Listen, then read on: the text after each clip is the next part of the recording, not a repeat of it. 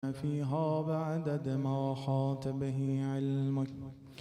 بسم الله الرحمن الرحيم. اللهم كن لوليك الحجة ابن الحسن صلواتك عليه وعلى آبائه في هذه الساعة وفي كل الساعة وليا وحافظا وقائدا وناصرا ودليلا وعينا حتى تسكنه أرضك طوعا وتمته فيها طويلا برحمتك يا أرحم الراحمين. أعوذ بالله من الشيطان الرجيم. بسم الله الرحمن الرحيم. اللهم إني أسألك برحمتك التي وسعت كل شيء وبقوتك التي قهرت بها كل شيء وخضع لها كل شيء وذل لها كل شيء وبجبروتك التي غلبت بها كل شيء وبعزتك التي لا يقوم لها شيء وبعظمتك التي ملأت كل شيء وبسلطانك الذي على كل شيء وبوجهك الباقي بعد فناء كل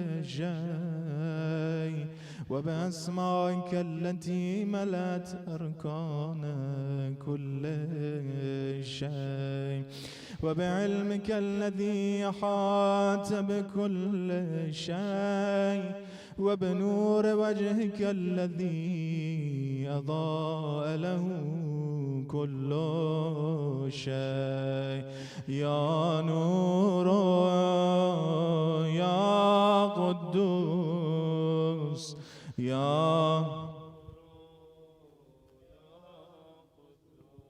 يا أول الأولين ويا آخر الآخرين. اللهم اغفر لي الذنوب التي تهتك العسام. اللهم اغفر لي الذنوب التي تنزل النقام. اللهم اغفر لي الذنوب التي تغير النعام. اللهم اغفر لي الذنوب التي تحبس الدعاء. اللهم اغفر لي الذنوب التي تنزل البلاء. اللهم اغفر لي كل ذنب أذنبته وكل خطيئة أخطأتها. اللهم إني أتقرب إليك بذكرك وأستشفع بك إلى نفسك وأسألك بجودك أن تدنيني من قربك وأن توزعني شكرك وأن تلهمني ذكرك. اللهم إني أسألك سؤال خاضع متذلل خاشع أن تسامحني وترحمني وتجعلني بقسمك راضيا قانعا وفي جميع الأحوال متواضعا.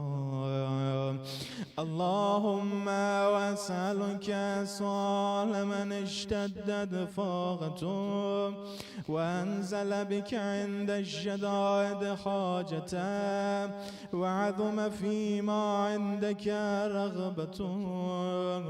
اللهم عظم سلطانك وعلى مكانك وخفي مكرك وظهر أمرك وغلب غهرك وجرت قدرتك ولا يمكن الفرار من حكومتك. اللهم لا أجد لذنوبي غافرا ولا لقباحي ساترا ولا لشيء من عملي الغبي بالحسن مبدلا غيرك. لا إله إلا أنت سبحان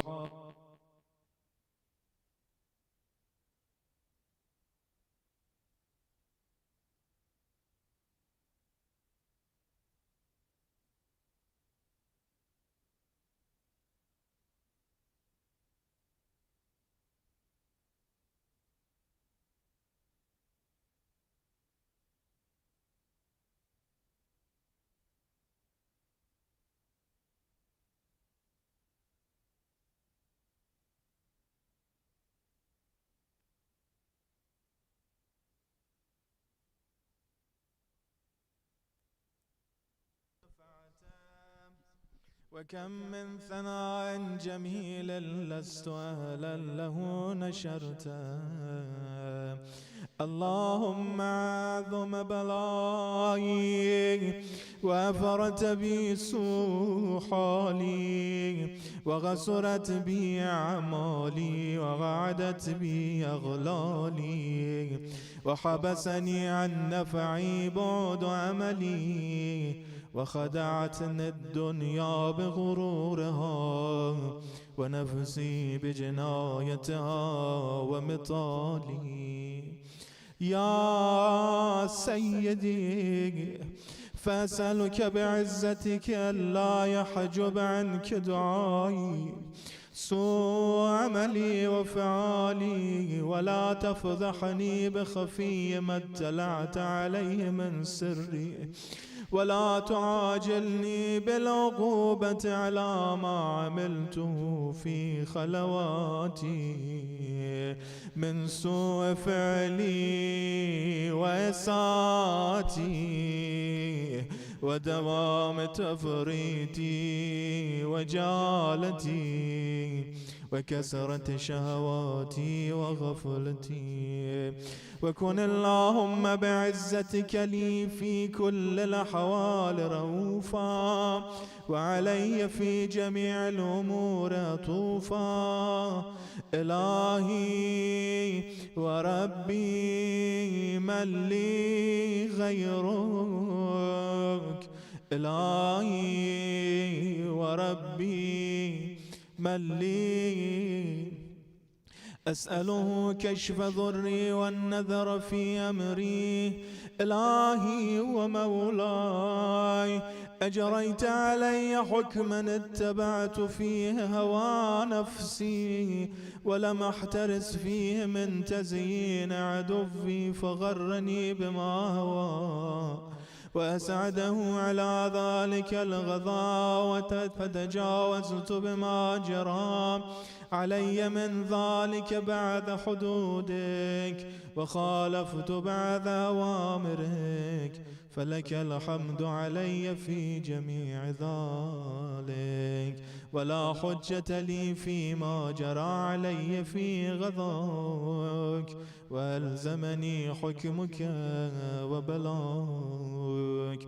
وقد أتيتك يا إلهي بعد تغسيري وإسرافي على نفسي معتذرا نادما منكسرا مستغيلا مستغفرا منيبا مغرا مذعنا معترفا لا أجد مفرا مما كان مني ولا مفزعا أتوجه إليه في أمري غير قبولك عذري وإدخالك إياي في سعة رحمتك.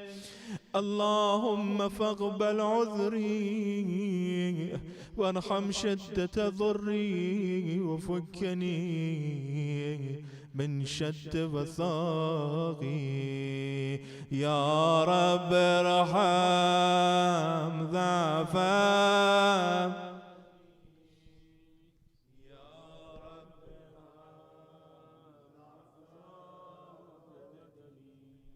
ورقة جلدي ودقة عظمي، يا من بدا خلقي وذكري وتربيتي وبري وتغذيتي، هبني لابتداء كرمك وصالف برك بي.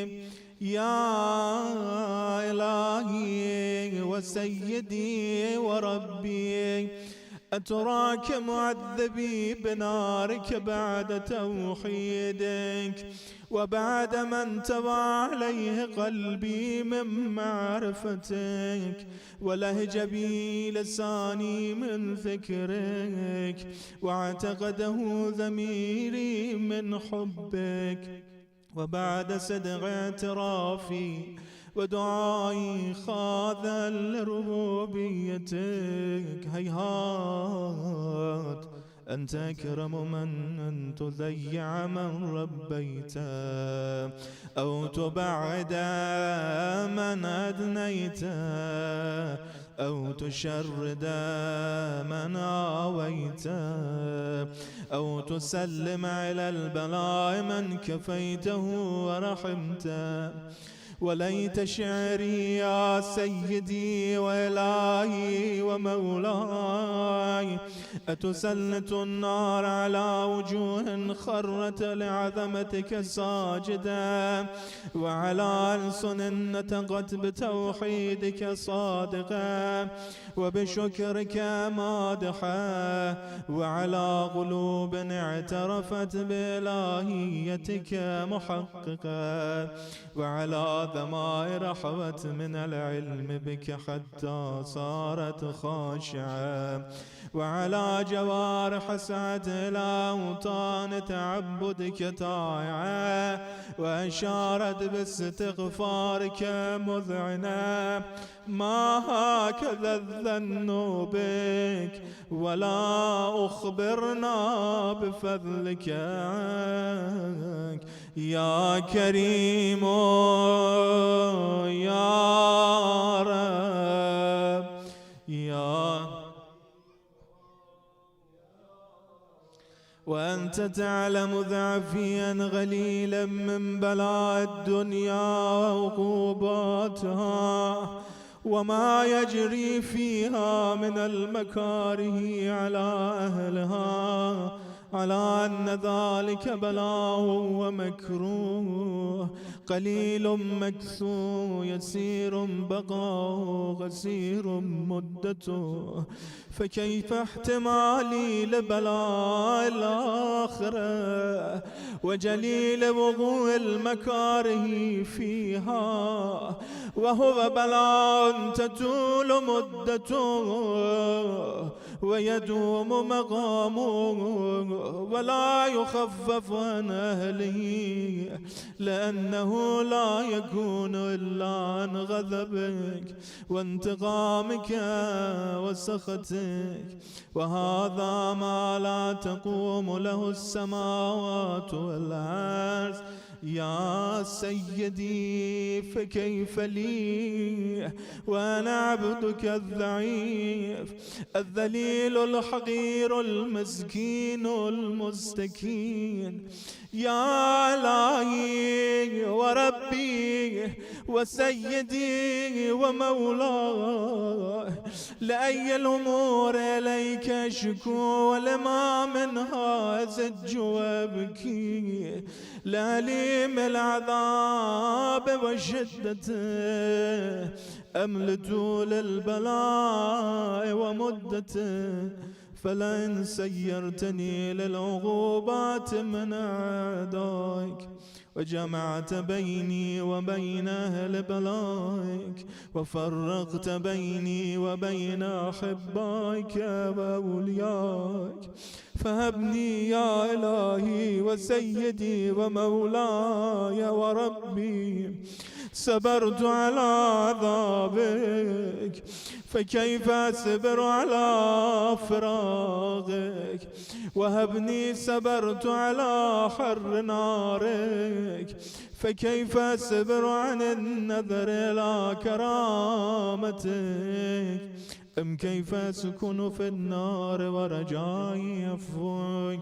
فبعزتك يا سيدي ومولاي أقسم صادقا لئن تركتني ناطقا لأزجن إليك بين أهلها زجيج الآملين ولا أصرخن إليك صراخ المستصرخين ولا أبكين عليك بكاء الفاقدين ولا أنادينك أين كنت يا ولي المؤمنين يا غاية آمال العارفين يا غياث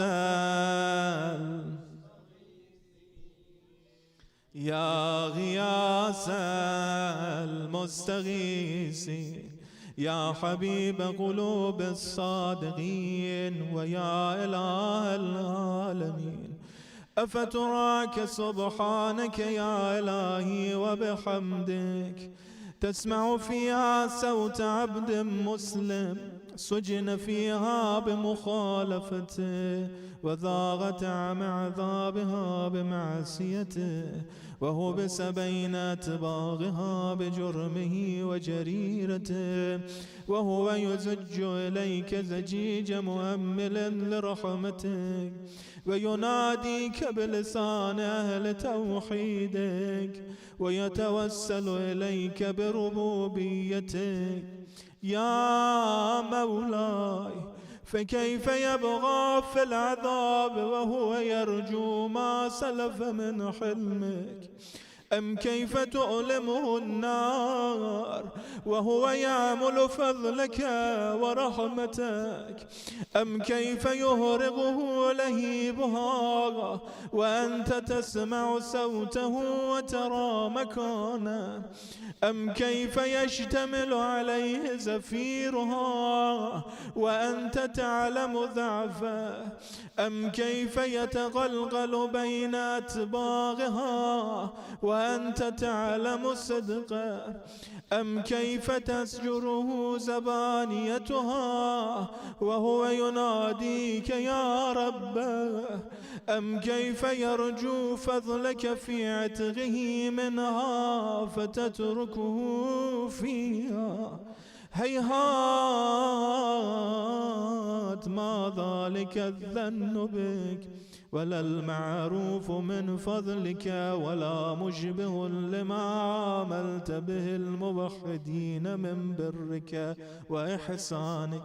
فباليقين أقطع لولا ما حكمت به من تعذيب جاحديك وغذيت به من إخلاد معانديك لجعلت النار كلها بردا وسلاما وما كان لأحد فيها مغرا ولا مقاما. لكنك تقدست أسماؤك أقسمت أن تملاها من الكافرين من الجنة والناس أجمعين وأن تخلد فيها المعاندين. وأنت جل ثناؤك قلت مبتدأ وتتولت بالإنعام متكرما. أفمن كان مؤمنا كمن كان فاسقا لا يستوون. إلهي وسيدي فأسألك بالقدرة التي قدرتها وبالغذية التي ختمتها وحكمتها وغلبت من عليه أجريتها أن تهب لي في هذه الليلة وفي هذه الساعة كل جرم أجرمته وكل ذنب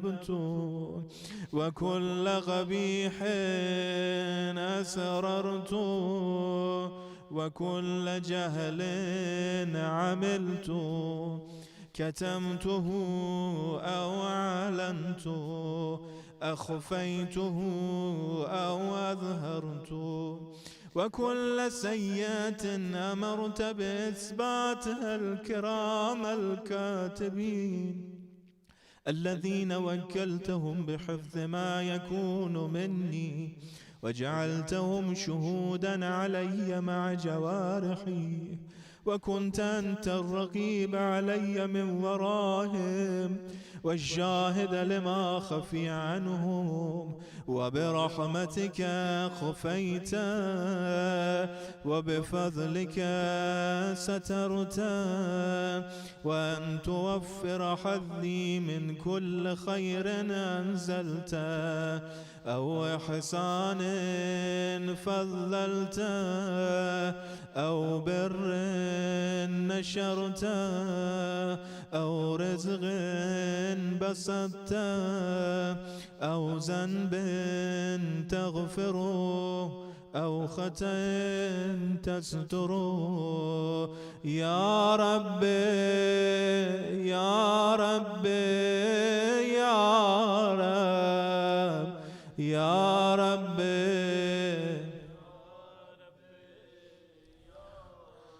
يا إلهي وسيدي ومولاي ومالك رقي يا من بيده ناسيتي يا عليما بضري ومسكنتي يا خبيرا بفقري وفاقتي يا ربي يا رب يا ربي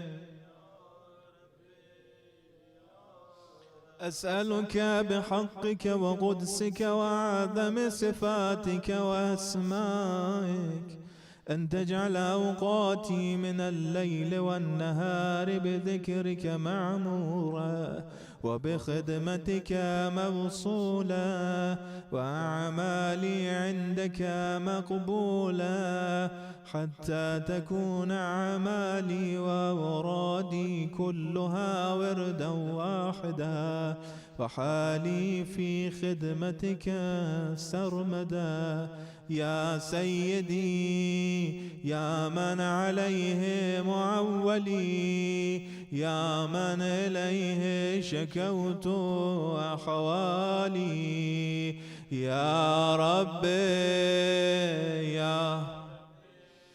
يا رب يا ربي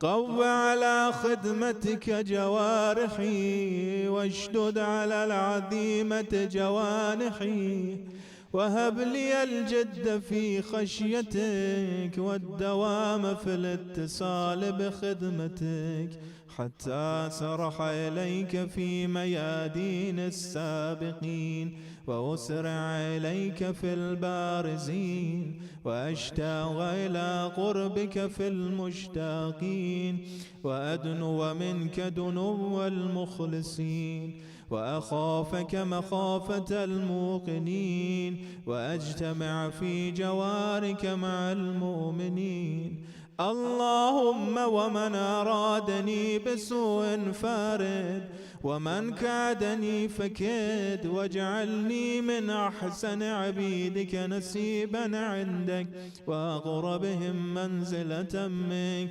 وأخصهم زلفة لديك فإنه لا ينال ذلك إلا بفضلك وجد لي بجودك واعتف علي بمجدك واحفظني برحمتك واجعل لساني بذكرك بذكرك لهجا، وقلبي بحبك متيما، ومن علي بحسن إجابتك، وأغلني عثرتي واغفر زلتي، فإنك غذيت على عبادك بعبادتك، وأمرتهم بدعائك وضمنت لهم الإجابة.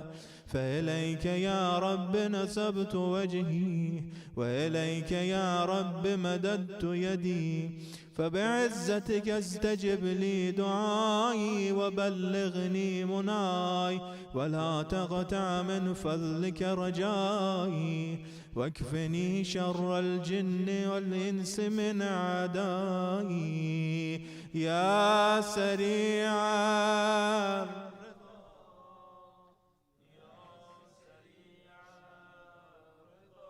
اغفر لمن لا يملك إلا الدعاء، فإنك فعال لما تشاء، يا من اسمه دواء وذكره شفاء، يا من اسمه وذكره شفاء وطاعته غنى.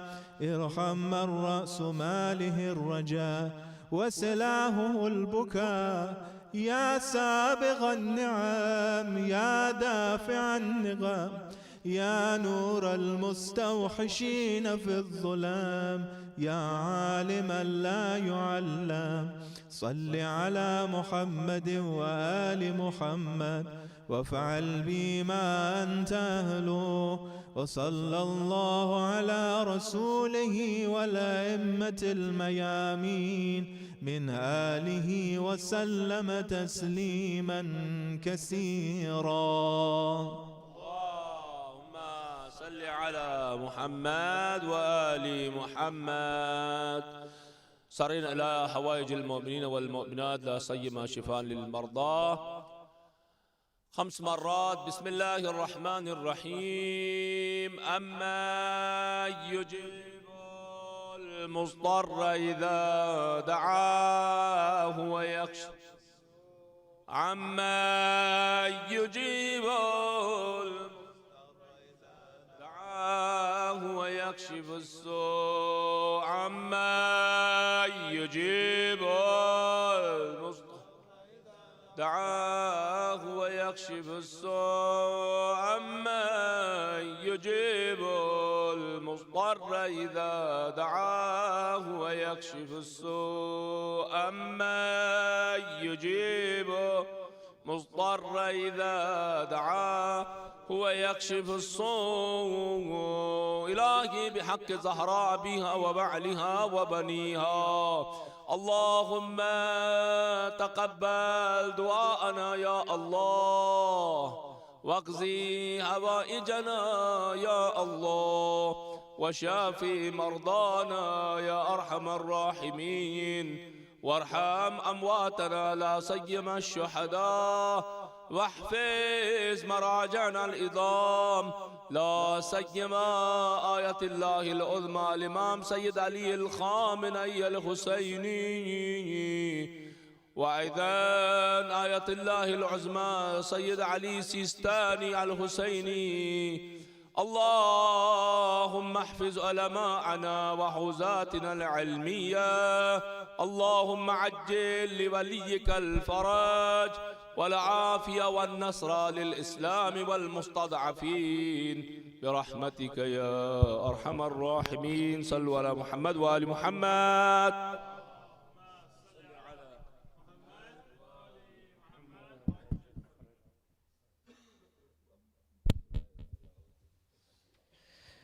الصلوات. اللهم صل على محمد وآل محمد وعجل فرجه.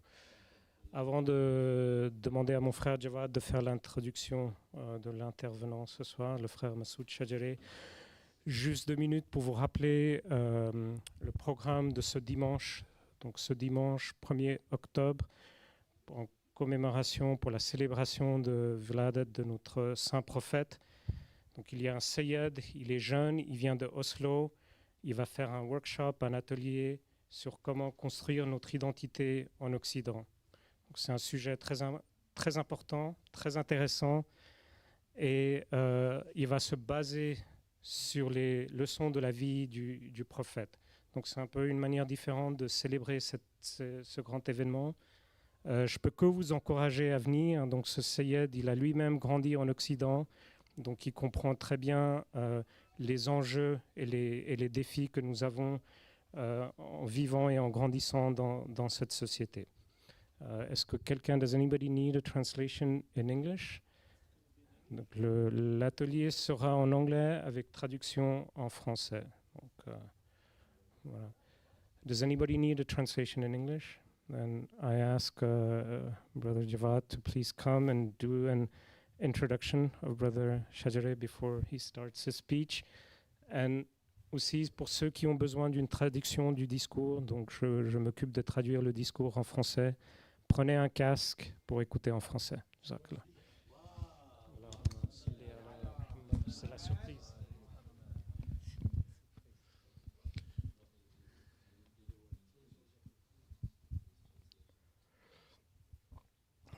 Assalamu alaikum.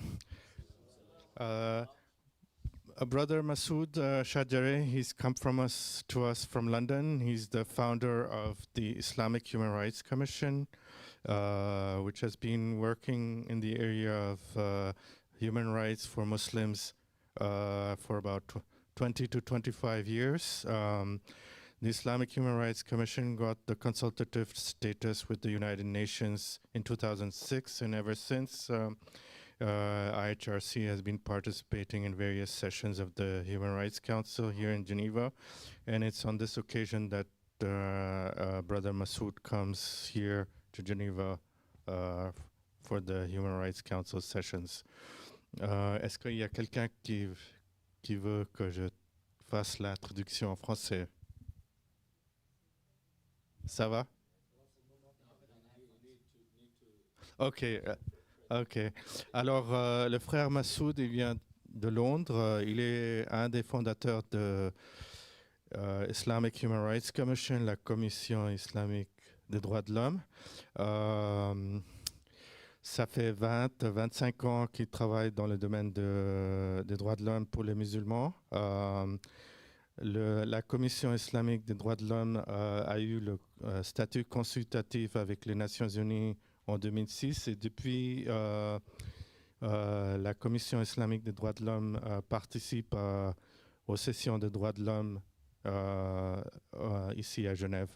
Voilà. I will ask Brother Masood to please come on.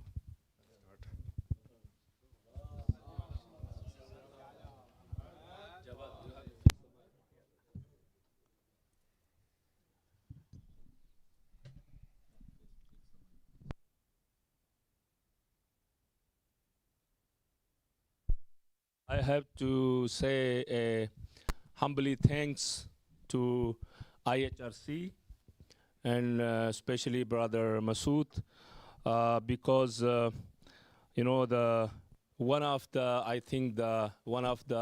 very effective factor in my emigration in Italy was the letter from IHRC, and also the card that I have at that time. I visited some sessions in the UNO in Human Rights Commission. It was also very effective. So I have to say the thanks. And also the Geneva community, because I'm your resident alim, you must be also say a thanks to IHRC and Brother Masood, inshallah. Salawat bar Muhammad wa ali Muhammad.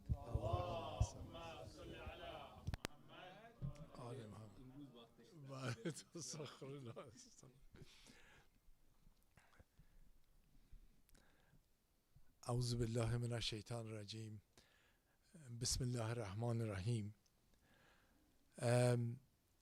It really is a pleasure to be here among you. Every time I come here, I feel at home, you know, although I don't speak French,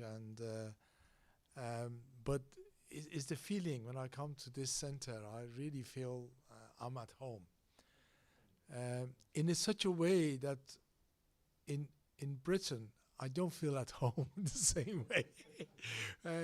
When I'm in Britain, I feel that I'm in a sort of in a hostile environment, you know, and because of the struggle that we are always involved. I'm really delighted to be here, and I was thinking, what should I sort of take the time to talk about today? I think to some extent it's better rather than just explaining what the work of IHRC is, which you could go to our website and familiarize yourself with the work. And I wouldn't be able to really do it justice by just talking, 10 minutes of trying to explain. Basically, we are there to implement the struggle for justice, which is a part of our deen, and a struggle, continue the struggle of the Prophet ﷺ, continue the struggle of our A'immah, because you know and I know that every single A'immah of ours were involved in a struggle in their time. They were number one enemy of the Taghut of their time. They were such an enemy to Taghut that even when Taghut put them in dungeons, they still feared them. Because even in dungeons, they were struggling against them. And they were a danger to Taghut. And so, for us to be truthful and say that we are follower of Ahlul Bayt, we have to be exactly doing the same thing. We need to be feared by the Taghut. Now, IHRC does this, and one of the things when I bring our new staff to Geneva, and when we go into sort of we go into these elaborate buildings and so forth, I tell them that, look, you're not here to be affected by this glory and this structure and everything. You are here as a mission of Hazrat Zainab alayhi salam. You're coming to the palace of Yazid, and you're here to say the truth. It doesn't matter what happens to that truth. Be truthful to the truth and say the truth, and then leave. Allah will do the rest. Our job is actually to be the voice of the voiceless, the voice of Mustadafin against the Mustakbarin. And these people you see they're sitting here in this big hall. They're all Yazids of today. And we need to say the truth and leave. So the work that we do is basically that, and supporting people who are the victim of these atrocities. And inshallah, Allah subhanahu wa ta'ala will continue putting barakah in our work. And I will testify here right now that without Allah subhanahu wa ta'ala's barakah, we wouldn't have achieved anything that we have achieved. Alhamdulillah, brothers and sisters are working hard, resources are coming in, all that, and I'm thankful to that. But I know deep in my heart, without Allah's extra barakah, we wouldn't have achieved anything. And we shouldn't be arrogant for that. Having said that, I want to sort of spend a few minutes, and I remember I should speak slowly because it's been translated by the brother, and don't want to make his job more difficult than it is. Look, I think it's very important, number of issues, and I think we need to remind ourselves all the time that number of realities that from time to time we tend to forget. One of those reality is that Shaitan is real. Shaitan is not a myth. Shaitan is not an illusion. Shaitan isn't a dream that affects you indirectly. Shaitan exists, and Shaitan is hard at work, lot more than most of us.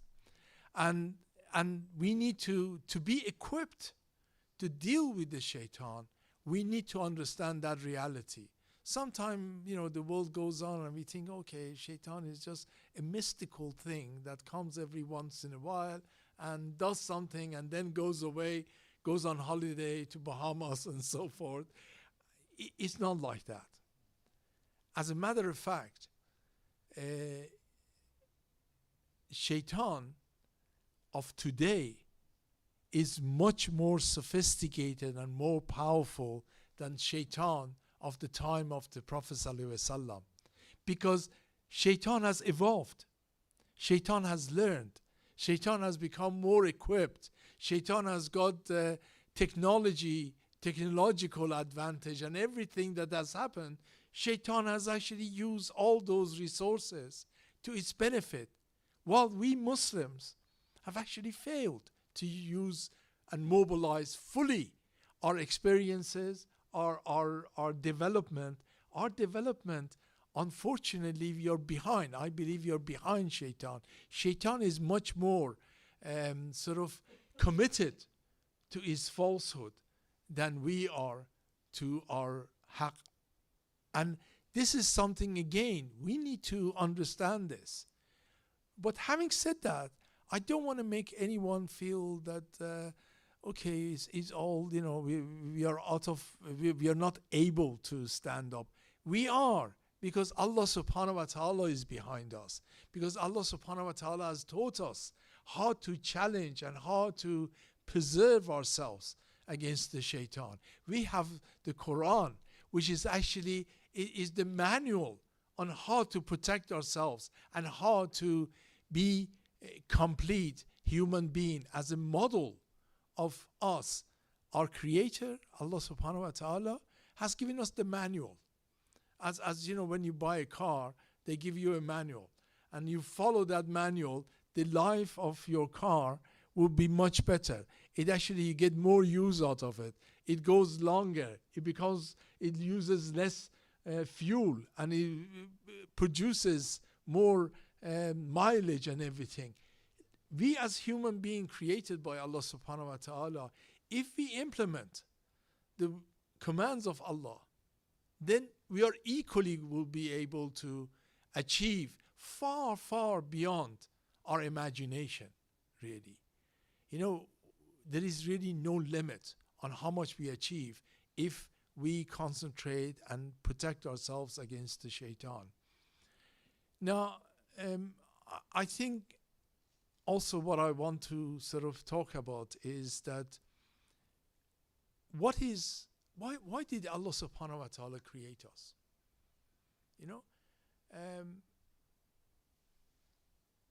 I was at the masjid, which few years ago is the biggest masjid at that time of a Shia masjid, which was built, and huge area, huge land. And we had the opening for it. There were ulama, there were community leaders speaking about what's the importance of this center, what we could achieve. And every person came and said really wonderful words that, we want this to be the biggest masjid, the biggest madrasa, the biggest center, biggest place of learning. And we need to have more people going to Oxford or to Cambridge to get more doctors, to get more engineers, to get more this, to get more that. I mean, really good visions, positive visions. And it came to yours truly to say a few words. And I sort of said that, mashallah, we got, ulama and are guiding us.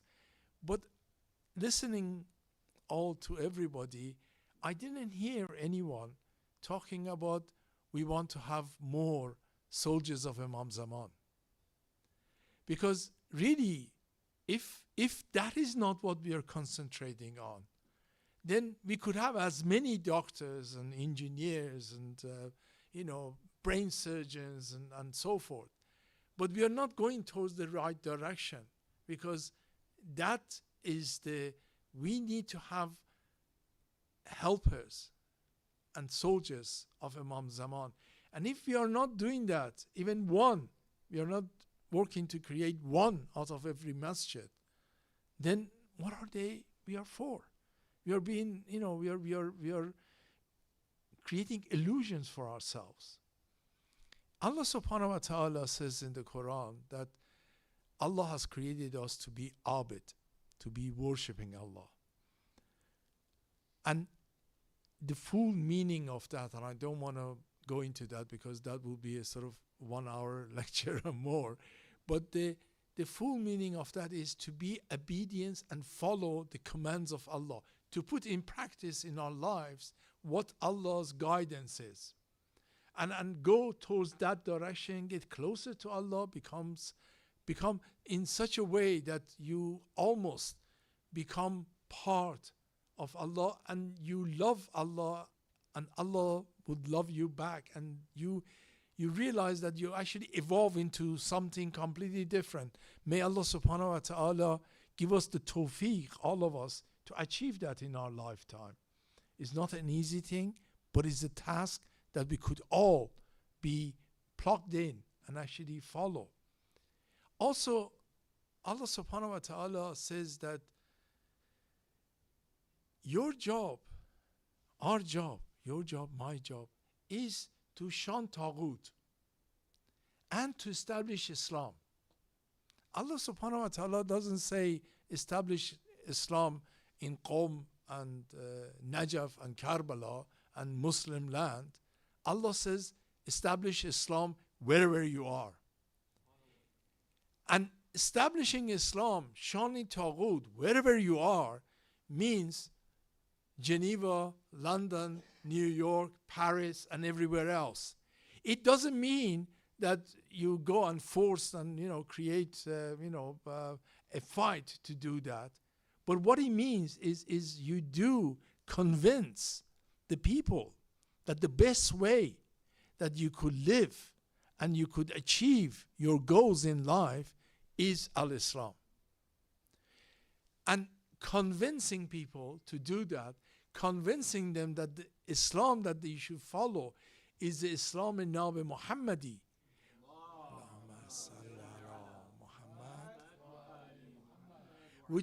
Which includes political, social, economical, and is all aspect of your life.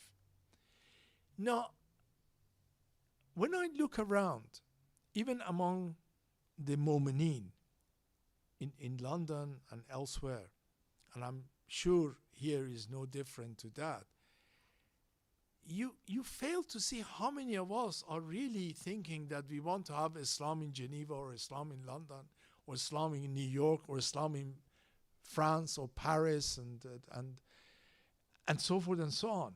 We're not even thinking on that level. Allah commanded us to do it, but we're not thinking. Even we might say that it's impossible to do it in our lifetime. But can we start this process? Can we start this process? What was the process that Muslim and Mu'mineen before us did it?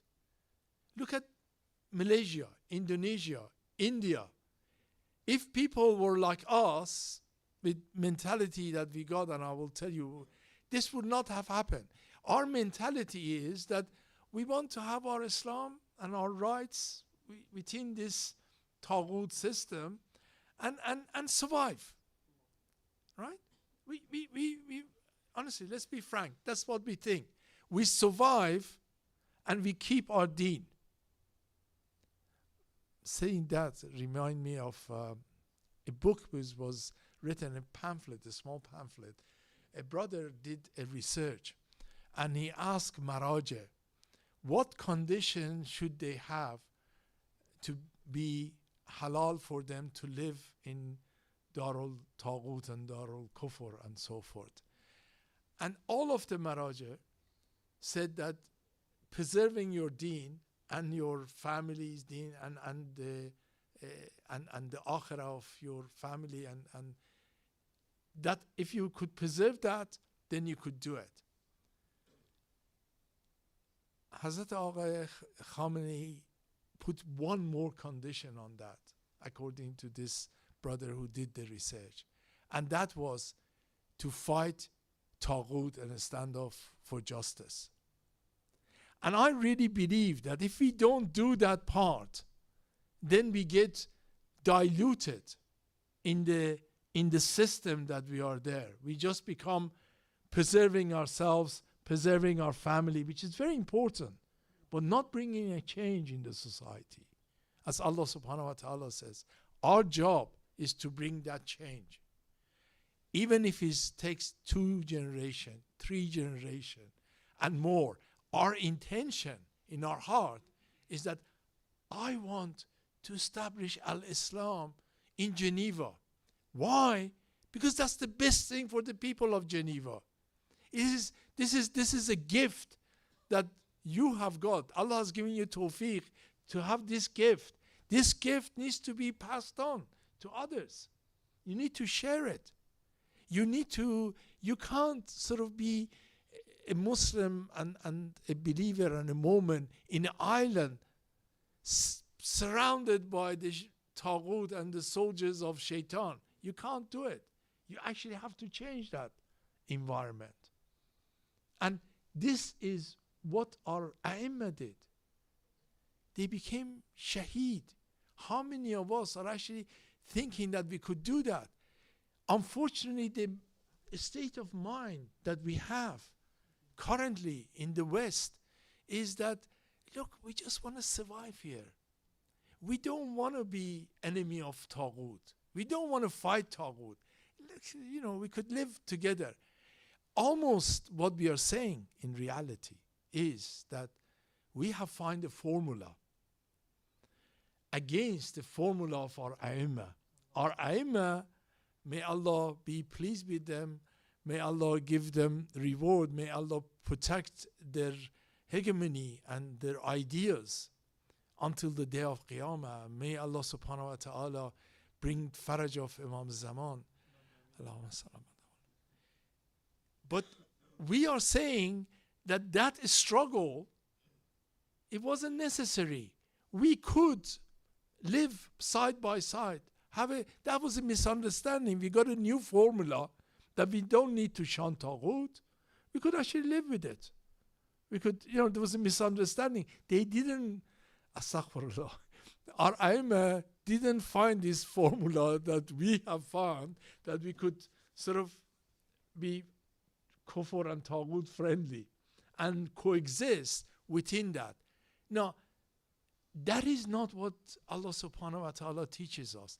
That is not what our A'imma have taught us. That is not what they said and they did, and we look at their lives, even when they were in dungeons. They were you go and see some of the places that they were imprisoned. But the Taghut of the time was scared of them even when they had controlled them, because their intention was to remove the Taghut. Look, the other thing I want to say, and I want to finish it here, we are especially proud of our Imam Hussein alayhi salam because of the bravery and because of the way he so openly and positively stood against the Taghut of his time. I give you a scenario. The reason that the Karbala happened was because Imam Hussein challenged the Taghut of his time, the Yazid of his time. If Imam Hussein alayhi salam wanted just to talk about Pharaoh of yesterday and do not touch the Yazid of today, the Yazid would have built him the biggest mosque and given him resources to run that mosque, and he could have been the same as some of us are, put our hands in hands of the Taghut and even get medals and recognition from our Taghut of our time that, look, this is a very good Muslim, mashallah. He gets the MBE and OBE tomorrow and goes to the palace or the parliament and gets a couple of medals, and he's a civilized imam, But, why we are getting that? Because we only talk about Yazid of yesterday. We are not talking about the Yazid of today. If we talk about the Yazid of today, you will get the same thing that Imam Hussein alayhi salam got, a conflict, because they will not allow you. Their concept is exactly as the Yazids of yesterday. You could go and pray and fast, and instead of praying five times a day, pray 20 times a day. Instead of fasting 1 month, fast 10 months. He doesn't care. The Taghut doesn't care. Only don't touch our area, i.e., don't touch us, the power that we have to challenge the politics, they challenge the authority of the Taghut. And if you do that, they will also build the masajids. So we need to be very careful. We are not here to do that. That's not what the Quran is teaching us. That is not what our A'immah have taught us. We are here to shun Taghut and establish Islam. And sometimes I become very jealous of some of the Salafi brothers standing in the street and actually preaching Islam and attracting people. Where are we doing that? If we are being told to establish Islam, why aren't we doing that? Why is it that our brothers of Ahlul Bayt in Nigeria, in a short time, they have turned a community of 4 or 5, and I've known Sheikh Zakzaki all that time. I know how they did it. They turned that in 25 million who stand in front of bullet. They stand in front of bullet. What understanding they've got. When they asked Sheikh Zakzaki recently in the elections that who should we vote for, who is better, who is good candidate and who is the bad candidate, he responded very clearly in a very few words. He said, in the wrong system, you can't have the right leaders. You've got to have a right system to have a right leader. Now, that is exactly following the Quranic sort of message of how to establish. When they ask him the revolution, revolution comes, the revolution doesn't come by fight. Revolution comes by convincing people that Islam is the best solution for their lives and bringing them on board. That's what Imam Khomeini, may Allah be pleased with him, did. And this is what our A'immah have done. This is what our Prophet ﷺ did. This is what all the prophets did. And we need to become part of that.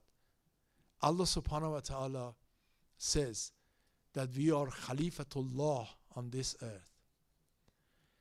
We are not Khalifatullah on, just some place in Middle East and so forth. We are Khalifatullah anywhere we are.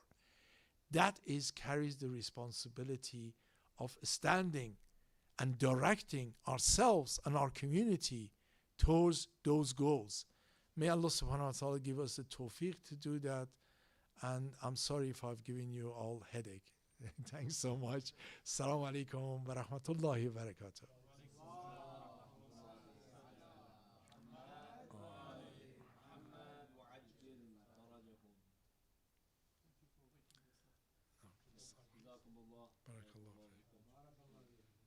Jazakallah khair.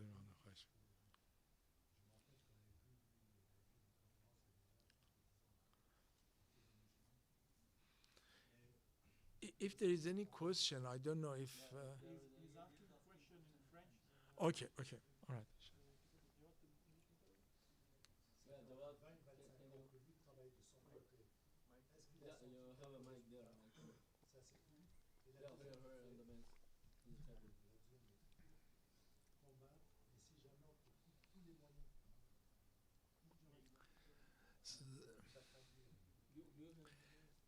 Sorry, I hope I didn't speak too fast. Les moyens, comme nous en France, c'est pas en Angleterre, c'est pas en Suisse. Ah, comme ça, et après il va traduire. Sorry, I speak in French because my English is very bad. Non, non, très mauvais. Ça fait à peu près plus 20-25 ans que vous êtes dans les droits de l'homme musulman. On vous a vu en conférence ici déjà peut-être une ou deux fois, il y a plus de 10 ans en arrière. Après votre travail, votre activité entre 20 et 25 ans, est-ce que vous avez senti un petit résultat? Parce que ce n'est pas évident. Ma première question. Deuxième question, on doit combattre sur le chemin de Dieu le Tarout, mais si vous êtes en France, ce n'est pas comme en Angleterre, ce n'est pas comme en Suisse. En France, c'est très très dur, dans le sens où moi j'ai 2 filles, elles sont à l'école, elles doivent enlever le voile devant l'école. Et tout ce qui touche à l'islam en France, c'est très très dur. Comment nous mettre sur une voie pour pouvoir continuer ce chemin-là? T'as compris merci beaucoup.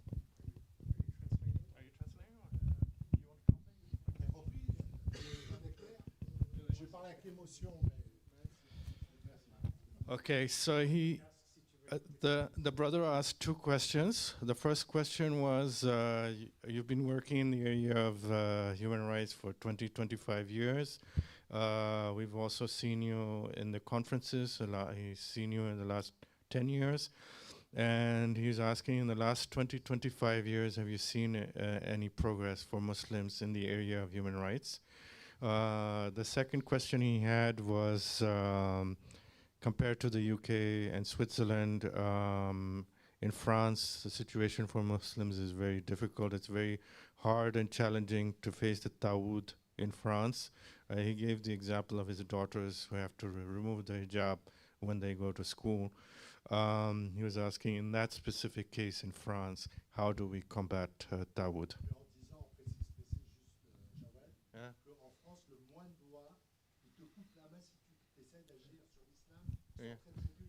They're very hard on Islam in France, like the laws are very strict.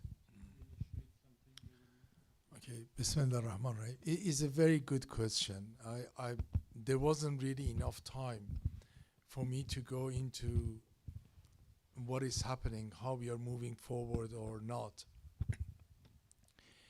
The short answer for things are getting better or not is no. Things are getting worse. The short answer that, what is happening in France and so forth, or Britain or Switzerland or Belgium, United States, even Nigeria and other places, Turkey, is that we are going the wrong direction. We are not going the right direction. We are going the wrong direction. But I don't want to say, and I emphasize, we should be hopeful. We should not lose hope. Allah subhanahu wa ta'ala will not allow us to lose hope. We and our responsibility and our reward in life is not what we achieve. Allah doesn't expect us to create heaven on this earth. Are there our time or 10 years time or whatever?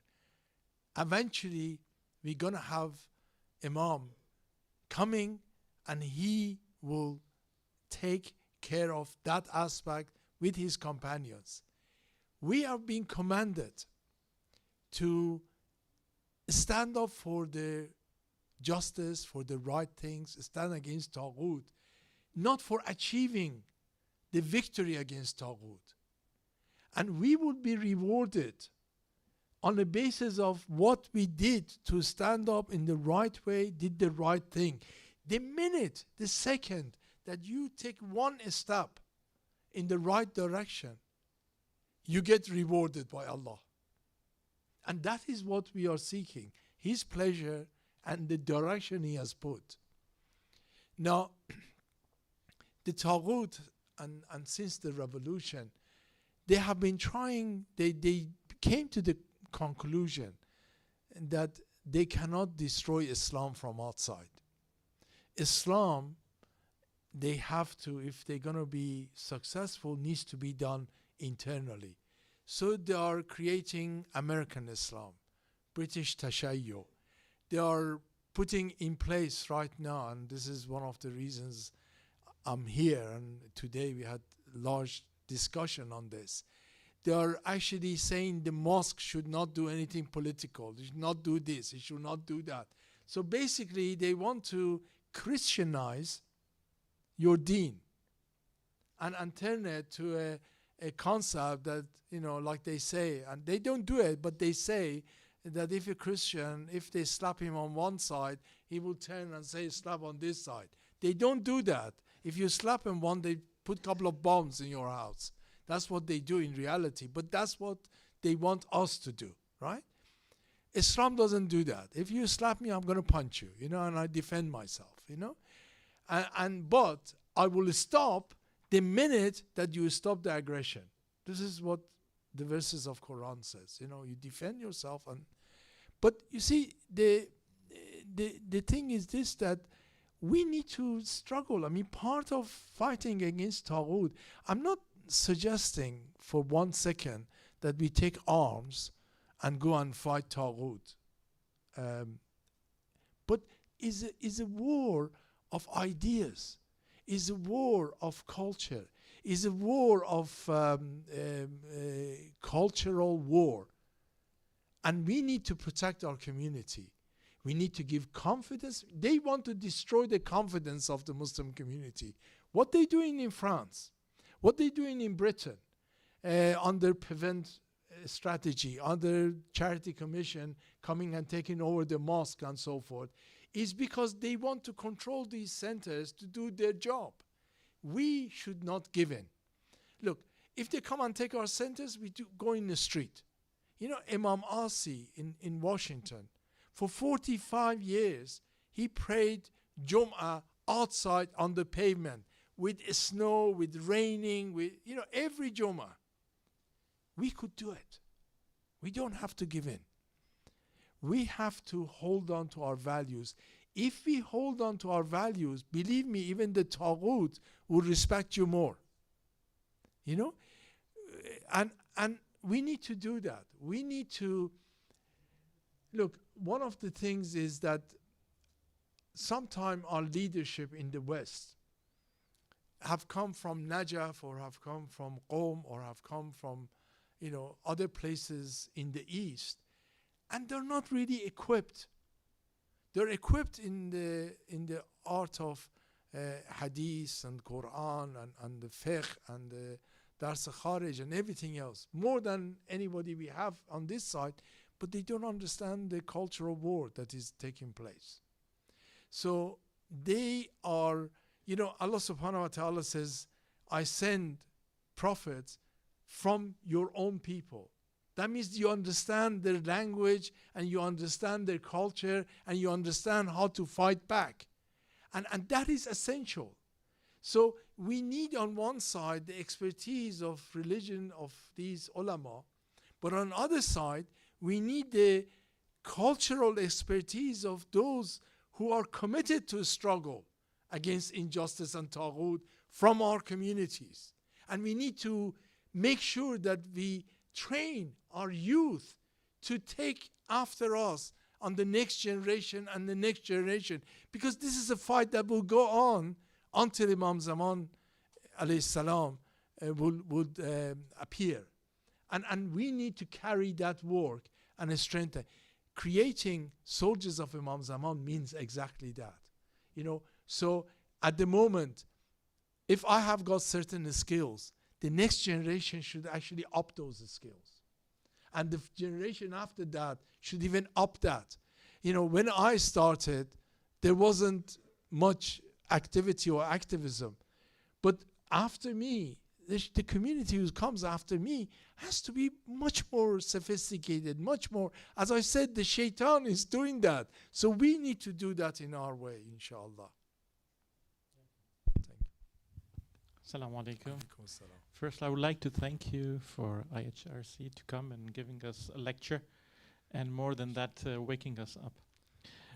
I have a question which is in terms of a bit of confusion for myself, so I would like to ask help.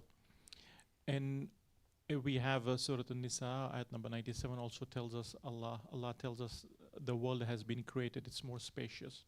On the other hand, we have the hadith which says when you cannot practice your religion in one place, do hijrat, just go and shift. Now the question comes in over here, the way you said, is a very valid point and gives us more strength to fight back in terms of getting us our own rights. What should we do today? I would say, is this hadith applicable in this time, or the time has changed, it has evolved now, that we should not do hijrat, we should not go, but we should fight for our own rights and bring our voice against the oppressors? Right. Thank you. My understanding is that the conditions of fighting wrong is based on practical what you do. You know, we have a hadith that if you see something wrong, first change it by your hand, i.e. take action. If you can't do that, use your tongue. If you can't do that, and the lowest level of iman is to hate it in your heart. Now, it's very clear, but in practice, we first go to the heart. You know, if you're very good, we leave the other two because it's more complicated. You know, it's got consequences, right? So just hate it in your heart. I think the concept of doing hijrah is you got to go through processes. You don't go through hijrah, my understanding, is just because I can't get a job, you know. You fight Taghut, you challenge Taghut. They come at you, they really come at you. And then it gets to the time that you just have to do it to survive. That's one thing. The other thing is that, you know, you're sitting at home and you're saying, look, I don't want to fight Taghut, right? I just don't want to have a headache, you know. It's a headache. Look, you have to pay price, you know, to stand up.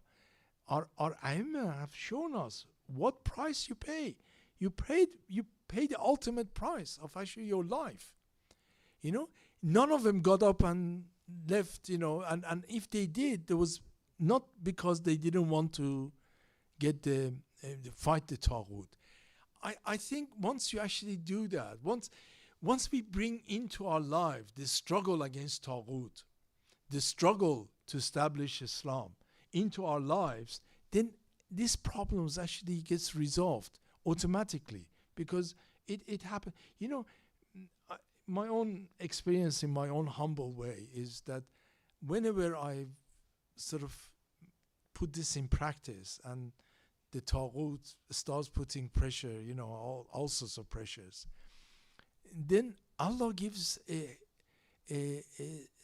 hasana to you that really gives you such a calm that you can't have it. So you could be in the middle of the most difficult situation, but you got a calmness that is unbelievable.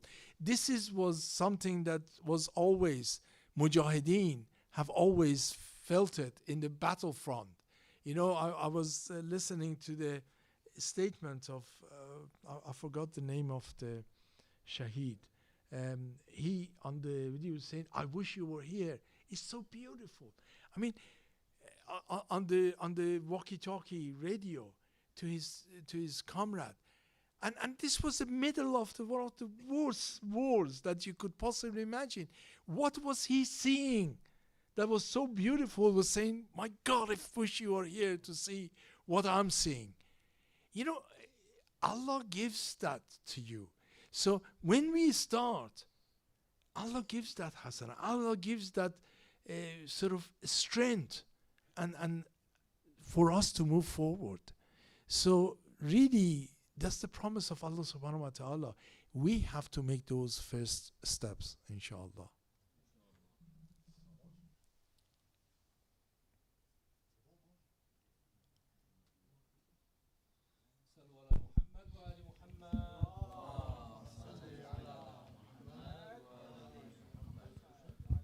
Sorry, the brother wants to.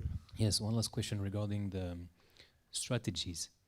So, what we have done for the last decades or even centuries was to spend our time, our energy, our money, all our efforts here in the West trying to change things and bring them to a better end. And as we said, it's getting worse. Every year is getting worse. We see France, every year we have a new catastrophe. The other strategy would be to spend the minimum of our time and energy here and trying to rather help the revolution where it already exists, right? Helping the flame in Iran, in Lebanon, in Yemen, all these countries. So what do you think is the best strategy? To keep persevering here in the West, or helping Islam where it already exists, or something else? Strategy is very important, definitely is. I mean, we can't sort of just go with emotions and not have a strategy as a community. And the community leaders need to be involved, and the community needs to have a structure, to have a strategy. I'll put it to you that we haven't had a strategy here. We came here, large number of us came either for education or for dunya, for worldly thing. And our strategies up to now has been to have masjids, halal meat shops, and you know, burial, and this sort of thing. You know, basic things. We work on that, and that's what we achieved. We got, mashallah, halal shops, so we could fill up our stomach and so forth. We haven't set up any institutions to bring change in this society. We haven't. Our masajids and Husseinias have been little rooms that we go and hide in there and do our worship of Allah subhanahu wa ta'ala. I'm not against us doing that. We need a space to do that. But we haven't come with the intention of changing this society. You know? And that is where we have failed. Now, we need to put that right. Now, is it better to do that or go, you know, to Iran, Iraq, Lebanon, Nigeria, you know, anywhere else? On individual basis, we could make that decision, but we can't run away. You know, if you talk to brothers in Yemen or in Lebanon, they say that we need you, or Palestinian brothers, we need you in the heart of the West to stand up for our right. You know, they can't come from there here and do this job. They've got enough people over there to do the jobs they have to do. But we have got a different job here. But we are not doing it. You know, we are more concerned about, you know, our dinners and, you know, this sort of things than doing that. And even, you know, yes, undoubtedly, we have to be one ummah, right? And Allah subhanahu wa ta'ala says if a part of the ummah is in pain, the rest will feel it. It's like a body, that if you put a pin into your leg, the rest of the body feels it, rather than snoring away. We are snoring away, right?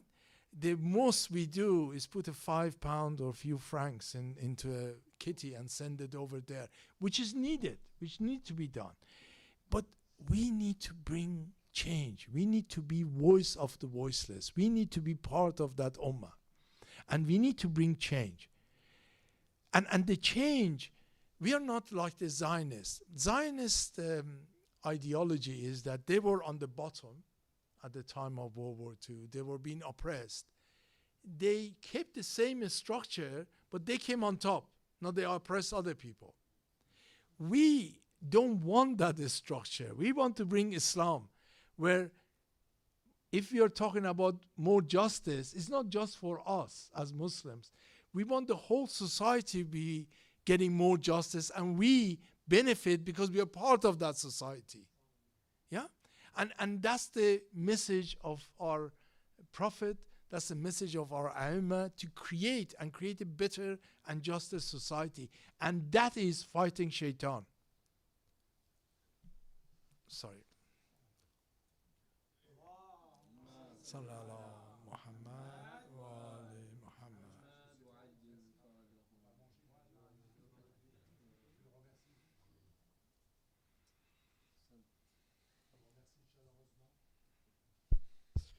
First of all, Brother Masood, I would like to thank you for taking your time to speak to the community and giving us such a valuable message to the community, waking us up.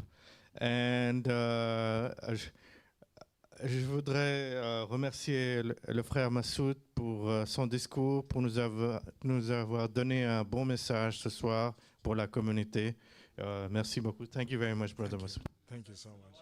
Allahumma salli ala Muhammad.